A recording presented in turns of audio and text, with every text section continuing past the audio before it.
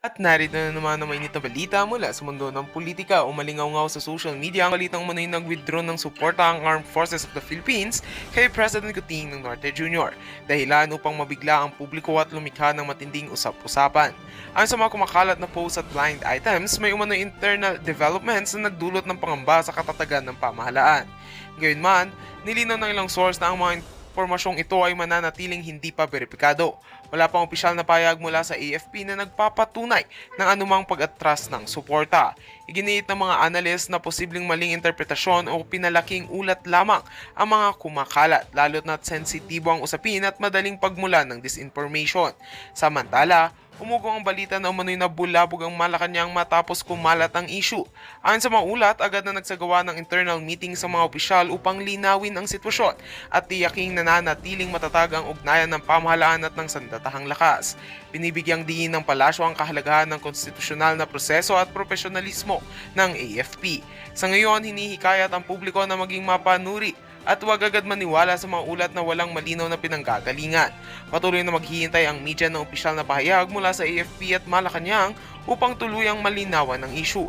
Mananatili kaming nakaabang para sa mga susunod na detalye sa umuunlad na balitang ito.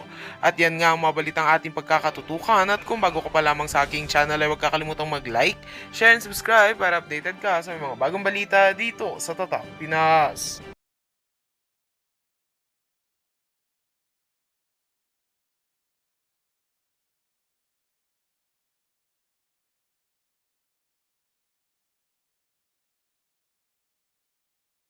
The points you were raising, I also asked her to be able to respond to that. She did not respond to- network and associate, She did not sir. respond to that. Sinasabi na nga, why should you be... Yung sinasabing network, presidente na nga siya, ano ba, in power, with all the influence, with all the resources, wala siyang ginawa. Bakit naman may gagawin pa siya ngayon?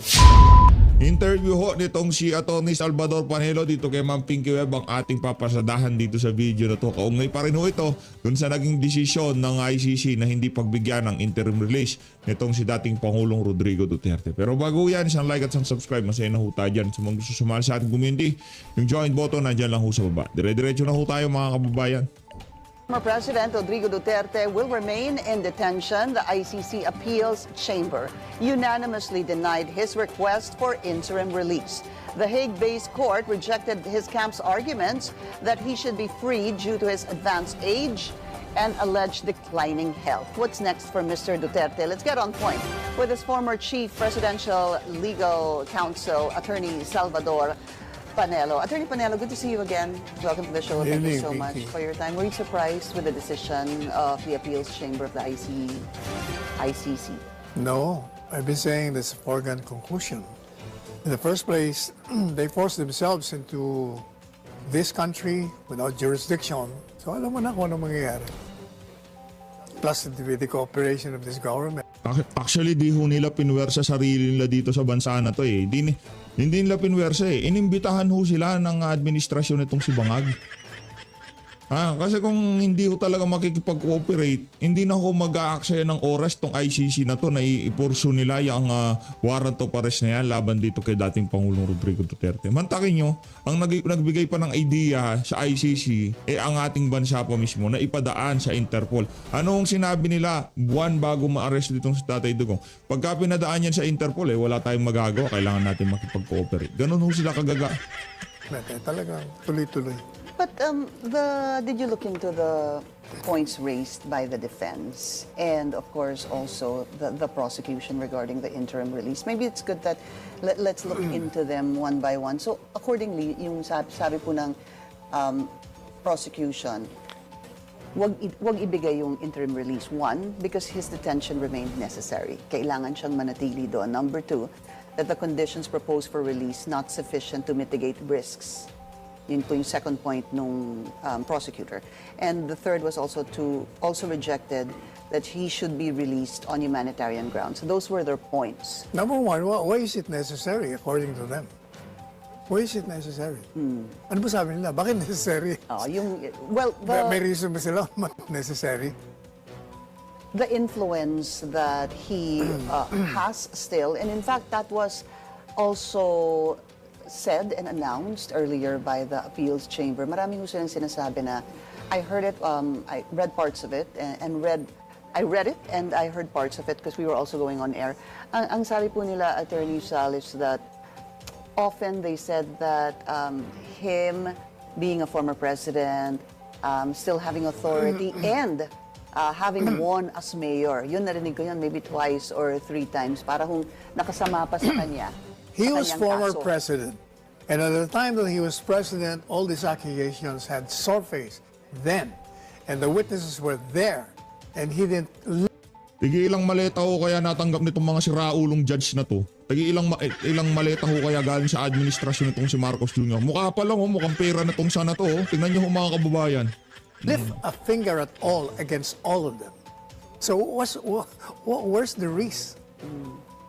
Yung mga risks that possibly would have come out would be interference, etc. No? So let's look at... How can Go he ahead. interfere? Di ba? Unang-una, sabi nila, baka May network kasi of influence. What do you No. say to that? That network of influence. malabo nga yun. Kasi kung nung actual president siya, hindi niya ginamit yung influence siya at yung power. Bakit ngayon nawala siya? Gagamitin niya. Walang logic. Walang Tapos yung logic. sinasabi nila yung baka mag-escape, may risk. The man is 80 years old. He cannot even maintain balance. We know that he has plenty of sakit. Paano tatakas? I'm sure kung siyang masusunod, pag na-release siya, gusto niya na lang sa ospital diretso. Ilang gusto So niya. yan. If we were to, I mean, you're very, obviously very vocal, no, about this justification on the former president, but that's not what obviously the appeals chamber saw. Hindi ho ba? Kaya ni-reject yung kanyang interim release. They will always be seeing the negative side on this issue precisely because at the very inception, ang tawag doon sa basketball, forcing through Wala ka na nga jurisdiction, kaya mo pinilit pumunta rito Talagang target mo si Duterte, walang iba. And nag-participate pa itong gobyerno natin, talagang tuloy-tuloy na yan. Kahit ano sabihin mo, ever since sinasabi ko, wala na yan. So from the very beginning, alam niyo na the interim release was a no-go. Kasi nga, yung Sundot sa jurisdiction langit. lang, may problema ka lang sa jurisdiction. Yeah, but that was already decided upon. Ang problema, kasi I was my unsolicited advice to the defense lawyers. Kasi napansin ko, ang sinasabi ng chamber, di ba, ang ni-raise nila is yung ginawa mong, parang kini-question mo yung jurisdiction. Ang ground mo lang is that we withdrew and nag-umpisa kayo ng investigation 2 years after. Yun lang, nilimit nila doon. And I said, dagdagan nyo pa. Number one, Anong dapat idagdag? dapat ang one jurisdiction mo, number one is yung ground for jurisdiction. The Rome Statute never took effect in this country because of the constitutional requirement of publication. Publishing it That's in the one. official gazette. May ruling na Supreme Court doon yung sa Tavera case. Sinabi na yun, pag hindi mo pinablish yan, walang epekto yan. Number 2, ang sabi ko, dapat dinagdag nyo na yung pinagpipilitan na, kasi sabi nila, hindi, you're still under obligation sa amin kasi we started the investigation. Galing to si Atty. They're Panelo. referring The to preliminary examination. I've been saying Yeah. It's called preliminary examination. matagal ko na sinasabi, yung preliminary examination cannot be part of preliminary investigation. You know why? It doesn't discuss the case. What it determined at the time was whether or not the principle of complementarity applies. Because all the states, members of the Rome Statute, hindi sila pwedeng pumasok unless, one, wala silang Kasapi ka. kakayahan. No capability. At kung may capability naman, they're not doing it kasi sila yung mga guilty. That's the only time, yun ang dinidetermine nila. In fact, I remember the Solicitor General at the time, nilalabanan nila, excuse me, we have a robust, di ba sila robust legal system. We have, Pinky, we have prosecuted thousands, we jailed thousands. Ano pa bang prueba na may capacity tayo? Number 2, may sinipa tayong presidente, in-exile natin. Number 3, 2 presidente pinakulong natin. Ang dami libo-libo nakakulong. Paano mo sasabihin wala tayong kakayahan? Doon lang, only on that basis alone, wala na jurisdiction. Kaya dapat kako, sinama niyo yun. Bakit hindi sinama? Ay, As you were hindi suggesting. ko na alam yun. Ang problema kasi sa kanila, Sino ba sila, sir? yung mga defense lawyers ng mga dayon, ayaw nila kasi yung magpapasok ng Filipino lawyer. They were relying principally on the former president. Sila na nga nagsasabi may cognitive decline. So kung ano mga tatanong nila, baka nakalimutan na nung mama. Is it also possible that Dapat ho talaga sa mga pinagkakatiwalaang abogado ni Tatay Digong, nagpasok yung defense. Hindi naman ho para nandito tayo para magkasisiyan. Kasi ang aabasa ho talaga natin dito, kahit anong paliwanag natin dito sa siraulong ICC na to, hindi ho talaga napakakakulan si Tatay Digong. Mantakin nyo, pinadaan pa talaga sa Interpol yung warrant na yan para madagit nila itong si dating Pangulong Rodrigo Duterte. Ilinipad ho nila ng ora-orada na hindi na idinaan sa competent judicial authority o kung ano pa man. Kasi kung gagamitin yung warrant, so epektibo yung warrant, so yung mga rules sa pag-serve ng warrant base doon sa Rome Statute na tinatawag nila, dapat sundin yung dalhin sa competent judicial authority. Hindi yung ginawa yun. Tapos ngayon, dyan sa apela na yan, mapagbibigyan itong si dating Pangulong Rodrigo Duterte sa kanyang interim release. Wala po talaga. Ang atin na lang ho dito mga kababayan, pagdasal lang ho natin ang kalusugan itong si dating Pangulong Rodrigo Duterte. Konting tiis pa, Tatay Diggs. Konting tiis pa. Ang gusto lang naman Tatay Diggs umuwi na ng Davao. At doon na mamahinga. Matanda na ho yan. Di ba? Kung sinasabi ho nila medyo nag-uulyanin na si Tatay Digong, dapat hindi masyadong kabahan itong si Marcos Jr. Kasi isa ho sa mga problema nitong si Bangag, itong si Tatay Digong, pinakikinggan ho yan ng military. Pagka nagsalita ho yan, merong kurot sa mga taga-military kasi nakita ho nila yung totoong pagmamahal ni dating Pangulong Rodrigo Duterte. Hindi lang doon sa mga high-ranking military personnel, pati doon sa mga nasa baba, talagang yung kanilang moral napakataas nung panahon itong si dating Pangulong Rodrigo Duterte. the arguments that you raised to them may seem weak? Ay, anong week? Napakalakas nga nun. To them, I said, may seem Aba, hindi po weak. pwede. You have to follow. Kasi yung domestic law prevails over international law. Yun ang pinaka-importante ron. You cannot interfere in the jurisdiction of a country unless that country allows you. And this is a particular case where they allow. Pero may kondisyon. Papasok kayo sa amin kasi wala kaming kakayahan. Or may kakayahan man kami, mga siraulo yung mga nandun, kaya hindi ipoprosecute. That's the only time. Kasi if we will agree with their theory, ay wala nang country na maaaring lumabas sa kanilang jurisdiction. Kasi palagi nilang sinasabi, from the time a case is filed, we have jurisdiction. Isus Mariose. Eh di wala na pala. Absolute na pala. Kasi kahit anong sabi mong wala kayong jurisdiction on this ground, hindi na pwede kasi nag-file. We determine, nag-preliminary, hindi na kayo po pwede. There was a decision So, made on that. absolute na pala yung authority nyo. So, sinira nyo yung jurisdiction ng lahat ng bansa na miyembro nyo. Hindi Nako. naman po pwede yun. So, Yun ang problema sa ICC. Yan ang problema talaga sa ICC na yan. Kaya umalis ang Amerika dyan eh. Problematiko ho yung ano niyan, yung mga pulisiya nila dyan sa ICC na yan. Amerika, hindi kasali dyan. Hindi ho sila sasali dyan. O bakit hindi ho nila trabahuin niya si Putin, niya si Netanyahu? Meron din namang warrant yan. Bakit hindi idaan dyan sa Interpol? Kasi hindi ho sila pagkakaluno nung kanilang kanilang mga bansa. Hindi kagaya sa atin, hindi umano adik yung presidente natin. Kaya ganito ho ang sinapit ng isa sa ating presidente. Kung may kasalanan, hindi kulong yun sa Pilipinas. Wala namang problema yan. Hayaan nyo maglitis sa kanya yung mga Pilipinong abogado, Pilipinong huwes. Di ba? Hayaan natin yun. Pero mga banyaga, anak ng towa. Hindi na natin binigyan ng kakarampot lamang na dignidad ang ating lahing Pilipino. Dito siya ginawa na tayo. Parang adik huwata talaga no. What could be next? Because there's still a motion on the unfit to stand trial. Basically, ang sabi ng defense, tigilan na natin yung let's stop the proceedings because the former president is unfit to stand trial. Good you mentioned that kasi I've been criticizing the chamber. Sabi nila, we're denying because the accused wasn't able to prove that he is mentally unfit. Sabi ko, excuse me, bakit ang accused magpo-prove? He is a controlled environment. Nakakulong eh. He has no access to medical equipment, medical expertise. Kayo yun eh.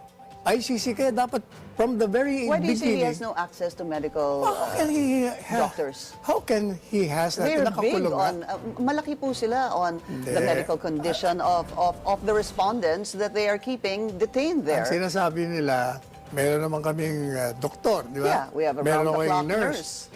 Si Presidente Duterte, bago nila inaresto, ilan ba ang nurses niya? 3.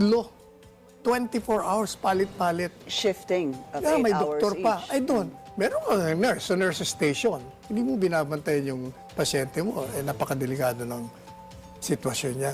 Kaya sabi ko, kayo dapat ang mag-prove na mentally fit yan. But isn't that the reason why they got 3 independent medical doctors to look into the O, former dati tinanggal president? nila yung isa.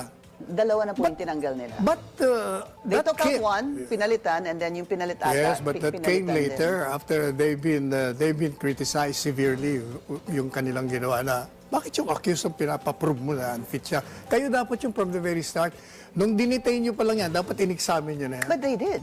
They did examine him, right? Pero kung totoo yun, bakit nagpapa-examine na naman silang panibago? Sige nga. Because of the motion of Attorney Kaufman Exactly. that he is unfit to stand Exactly. trial. That came from the defense. That did not Teka come muna. from the prosecution.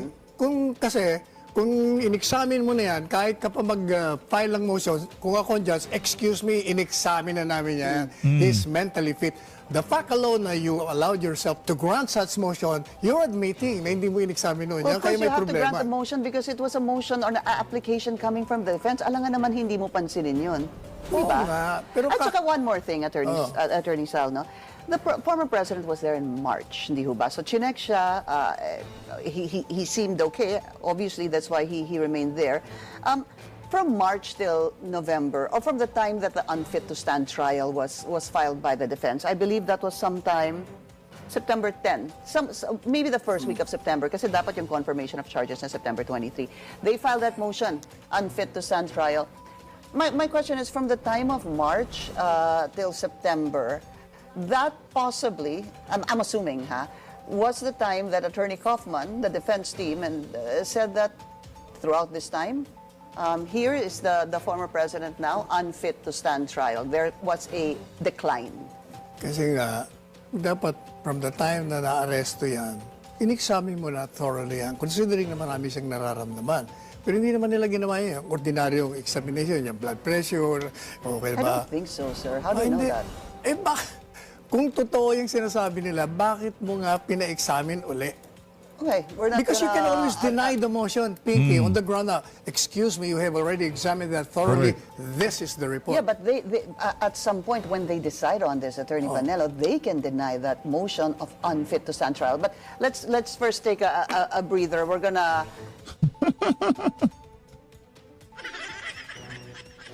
Yung punto nitong, tama naman yung punto nitong si Atty. Salvador P. Panelo. Itong si Ma'am Ganda, pinagpipilitan niya sa kanya. Kung talagang in-examine na yan, pwede naman talagang sabihin nila, teka lang, ba't pa natin i-examine? In-examine, wala nang i-examine dyan. Doon pa lang sa, ang punto ni Atty. Panelo, doon pa lang sa pagpapahintulot, doon sa motion, ibig sabihin, hindi na talaga na-examine ng maayos yan sa Tatay Tikong. Kasi kung na-examine na siya ng maayos, wala na maraming cheche-bureche. Deny. Anong examine? Ayan yung mga resulta ng examination. Anong examine? Ulitin nyo na naman. Na-examine na. O yan o. Examine. Talong examine na yan. Galing lahat ICC. O, ano pa? Pare-parehas yung, yung findings. O, bakit pinahintulutan pa? Sige, siya ulo ha. Forward na ho tayo. Christina Conti. Attorney Conti, welcome to the show. Thank you so much for your time. Ay, nako, nandito si Conti ang utak. Okay, just a quick reaction from your end regarding the decision of the appeals chamber. were absolutely satisfied. It was a unanimous decision to reject, deny the appeal of Duterte. And sabi nga ng mga biktima, mukhang makakapagpasko sila ng kahit paano masaya. Makakapagpasko ng masaya? Nung nasa Pilipinas ba tong si dating Pangulong Rodrigo Duterte, sa kahaba-haba ng panahon, hindi nagpasko ng masaya yung mga buwisit na biktima na yan? Na hindi nila naalagaan yung mga anak nila kaya mga naging adik? Anak ng tokwa. Pambihira. Sa kahaba-haba ng panahon, ngayon pala sila magpapasko ng masaya? Attorney Raulo. Conti, some of the points now raised, which Attorney Salvador Panelo's here also beside me, and he was raising it as well. Yung mga issues, kasi just to give a little bit of a background no, dito sa naging appeal ng defense regarding the decision of the pretrial chamber on the interim release. Sabi ng pretrial, his detention remains necessary. That the conditions proposed for the release are not sufficient to mitigate risks, no? And then the third was rejected that he should be released through humanitarian reasons. Yun po sabi ng pretrial chamber. We're not gonna allow it because of those points. Before I go to the defense argument, you know, Attorney Panelo also here, as I mentioned a while ago, saying, anong risks? Ano pa ba ang risks? And when I answered him, because I heard it during the appeals chamber decision, sabi nga na, meron pa siyang network of influence, dating Pangulo, at ngayon ay nanalo pa na mayor ng Davao. Tama ho ba yung aking rinig, Attorney Conti? Yes, that's precisely it. It's that Duterte still enjoys influence within the Philippines, and not only influence, he and his family, his associates, lagi nababanggit no, associates and network. So it's not simply him. That was actually one of the defense kumbaga, arguments in the appeal. Sabi nila, wala nang magagawa si Duterte, nakakulong na siya. The chamber now said, it's not just him that you need to appreciate. It's his associates, his family members who are in office. One is Vice President of the Philippines. I see. And it's also the resources available to them. And I'd like to point out that what the judge pointed out regarding parang what risk for the ICC, it's the possibility, not the inevitability of something happening is what is important. Kumbaga, an ounce of prevention is worth a pound of cure. As much as possible, they would avoid, and kumbaga, dapat hindi yung parang second thought na lang, ay nakalaya na, oops, oo nga, no, sayang, di natin nagawa ng paraan. Or, ay, may biktima na namatay or may witness na nawala. They, as much as possible, do not go. May biktima na nawala. Kung gusto, anak ng tokwa, hindi kailangan makalaya ni Tatay Digong. Kung yung mga senaryo na sinasabi mo na yan, hoy, konti ang utak, mangyayari. Pero hindi nga ginawa nung nakalaya pa eh. Nasa laya si Tatay Digong, yung sinasabing mga biktima. Anak ng tokwa, nagme-Merry Christmas naman sila. Wala, hindi ko talaga. Tanggap naman nun natin sa kahit anong bansa, meron nun talagang mga individual na kagaya nitong si Conti. Kahit anong bansa, maniwala ko tayo dyan. Wala akong bansa na walang oposisyon, walang bansa na walang adik, walang bansa. Lahat to talaga meron. Pero nalulungkot lang ho tayong tanggapin na dito sa mga kaganapan na to, mas nananaig ho itong mga ganitong klaseng ika nga senaryo sa ating bansa. Tanggap naman natin eh. Yung okay lang sana, hindi pong medyo balance yung laban. Ngayon hindi. Mga adik ho talaga namamayagpag eh. Mapa sa Malacanang, mapa sa Karsada. Kahit sa ang aspeto ng puro adik ho namamayagpag. Adik sa pera, adik sa droga. Lahat ng kaadikan ho nila. To that inevitability or the thing happening, but just the mere possibility, they will act on it. Just also a follow-up because Attorney Panelo also was saying a while ago, no, nung Pangulo nga siya, wala siyang ginawa, didn't even lift a finger for any influence or to